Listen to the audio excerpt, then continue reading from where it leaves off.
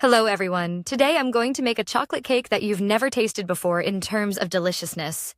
This cake is unbelievably delicious, made with 3 eggs and chocolate sauce. It's economical, with no cream or heavy cream, and all the ingredients are easily found at home. It's so simple that anyone can make it. I know that chocolate cakes usually taste better in winter, but this particular recipe is suitable for both summer and winter because it's served cold and is very refreshing. The taste is incredible, combining brownies and chocolate cake in one recipe, filled with chocolate that you'll absolutely love. Imagine yourself eating a cold brownie cake that's delicious, refreshing, and irresistible. You just can't get enough of it. So, let's see how to prepare it. To ensure the success of any cake recipe, it's essential to preheat the oven to 180 degrees Celsius before you start. Then, prepare your baking dish right away because you want to get the cake into the oven as soon as it's ready. You'll need a 20 by 30 centimeters Pyrex dish, or you can also use a 25 by 30 centimeters dish. Grease the bottom lightly with butter, but avoid the sides. If you grease the sides, the cake may shrink from the sides of the dish and might collapse, which we don't want. You can use butter, ghee, or oil, whatever you have available. You'll need 3/4 of a cup of milk, which should be at room temperature. If the milk is cold, take it out of the fridge before starting, or warm it slightly in the microwave or on the stove and use it immediately. You'll also need 1.5 cups of flour. I always use high-quality or all-purpose flour, a cup of sugar, 2.5 tablespoons of unsweetened cocoa powder, and I also like to add 2 tablespoons of cornstarch to this cake. The essential ingredients are a tablespoon of baking powder and a teaspoon of vanilla extract, either plain or vanilla sugar. You don't need a mixer at all. An electric whisk will give you the same results. Start by whisking the 3 eggs with a cup of sugar at high speed for 5 minutes. You'll notice that the mixture gradually doubles in size, becomes lighter in color, and takes on a creamier consistency. Stop whisking and add a cup of oil, 3/4 of a cup of milk, and a teaspoon of vanilla extract. Mix again for just 30 seconds. Don't overmix. Now it's time to add the dry ingredients. Take 1.5 cups of flour, 2.5 tablespoons of unsweetened cocoa powder, 2 tablespoons of cornstarch, and finally, a tablespoon of baking powder. Sift all the ingredients together at once, then add the mixture to the batter. Use the mixer at the lowest speed, or if you're using an electric whisk, turn the speed down to the lowest setting. Mix at a very low speed until you notice the flour is fully incorporated into the batter. At this stage, be careful not to overmix. As soon as you see that the flour is fully blended, stop whisking immediately. Use a spatula to fold the batter gently from the bottom up to make sure no flour is hiding at the bottom. I always find a little flour at the bottom because the mixer doesn't give a 100% result, especially since I mix at a very low speed. This step ensures that all the ingredients are fully combined without overmixing. Just a couple of folds and stop immediately. My dish is ready from the beginning and the oven is preheated, so pour the batter into the dish right away. Tap the dish twice on the counter to release any air bubbles that could create large holes in the cake. I always like to run a wooden skewer across the top of the cake, which helps it bake evenly without cracking on top. My oven is preheated to 180 degrees Celsius, and I use the middle rack. The cake takes 25 to 30 minutes to bake. Mine took exactly 28 minutes. This is what the cake looks like after it comes out of the oven. You know how amazing the smell of cocoa is in the house? It's incredible. But I'm not going to cut the cake just yet.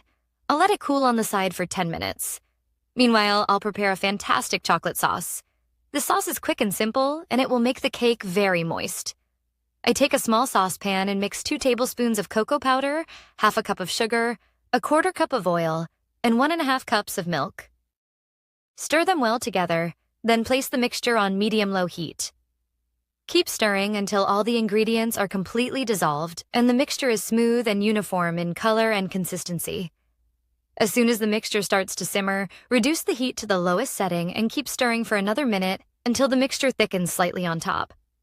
Turn off the heat and set the mixture aside. At this point, you can add some chocolate if you like. This step is optional, but it adds a fantastic flavor. You can add 50 grams or 100 grams of chocolate, depending on your preference. I added 100 grams of milk chocolate, but you can also use dark chocolate.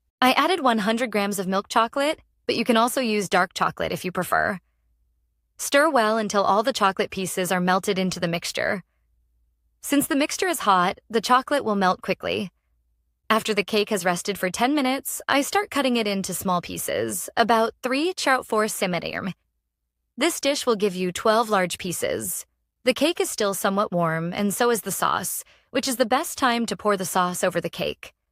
I like to use a spatula or a slightly wide spoon to distribute the sauce smoothly over the cake. Pouring the sauce while it's hot might make the cake crumble or become mushy, which we don't want. The spatula helps distribute the sauce evenly and smoothly in all directions.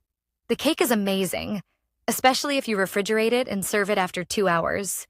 The taste will be perfect, and the sauce will take it to another level entirely. The chocolate sauce has only 3 ingredients: a 1/4 cup of milk, 150 grams of chocolate, about 3/4 cup, and 2 tablespoons of butter. In a bowl, combine the 150 grams of chocolate with the 1/4 cup of milk and 2 tablespoons of butter. Microwave the mixture for 30 seconds, then stir it well and microwave it again for another 30 seconds. Stir it thoroughly until it turns into a smooth and economical chocolate sauce, as if it's made with cream and butter, with an incredible shine. This sauce will give you the same result as using cream, but is much more economical. Take this amazing sauce and spread it over the cake. Notice the shine and beauty of the sauce. Move the dish slightly to spread the sauce as evenly as possible, giving it a glassy layer with a lovely shine. We wanted to cut and eat the cake right away, but I know that it tastes much better when it's cold. So, I refrigerate it for at least 2 hours, which is essential for this recipe as it's best served cold. When it's time to serve, the cake will have a shiny appearance and won't need any additional decorations, but you can add some nuts, strawberry slices, or any other fruit you like. I like to take a chocolate bar and a potato peeler. The important thing is that the chocolate is freshly out of the fridge. Sometimes I even chill the potato peeler a bit to prevent the chocolate from melting in warm weather. Then, from the side, I start grating some chocolate, creating lovely curls that look like little snails, which are great for decorating.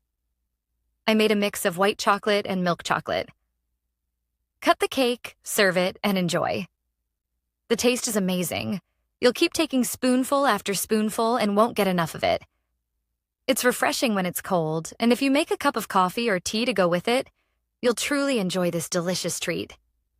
This cake is extremely easy to make, even if it's your first time trying dessert recipes. I'm sure it will turn out great, and you'll love it, and you'll become a fan of chocolate cakes in general. I also want to tell you that the next day, the taste was even better. The longer you leave it to rest in the fridge, the better the flavor becomes. Try it out, and I'm looking forward to your applications and lovely comments. See you in the next video with a new recipe. Goodbye, lovely people.